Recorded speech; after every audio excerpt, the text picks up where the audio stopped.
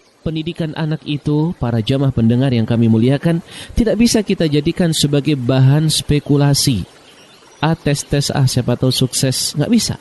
Tetapi kita melakukan sebuah plan pendidikan kepada anak kita, konsep pendidikan kepada anak kita, kita yakin bahwa ini itu akan ada manfaatnya. Walaupun kenyataannya tidak sesuai dengan harapan. Kita perlu untuk mengevaluasi, kita perlu untuk menilik kembali, introspeksi, kita perlu untuk bercermin kembali. Mana ini yang kurang?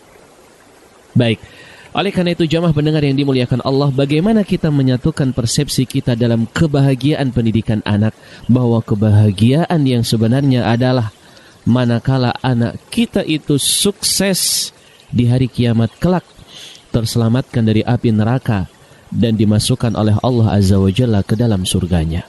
Apa yang dia lalui dalam kehidupan dunia terserahlah. Karena sebenarnya kehidupan dunia itu, kebahagiaan di dalamnya adalah kebahagiaan yang semu. Tetapi yang utama adalah bagaimana ketika dia kelak di yaumul qiyamah, dia mendapatkan predikat itu. Maka siapa yang dia dimasukkan ke dalam sorga dan dijauhkan dari neraka, maka dia telah sukses. Ini ketentuan sukses dari Allah Azza wa Jalla. Manakala anak kita dijauhkan dari neraka dan dimasukkan ke dalam sorga, maka disitulah kita akan menjadi seorang yang sukses dalam pendidikan anak kita.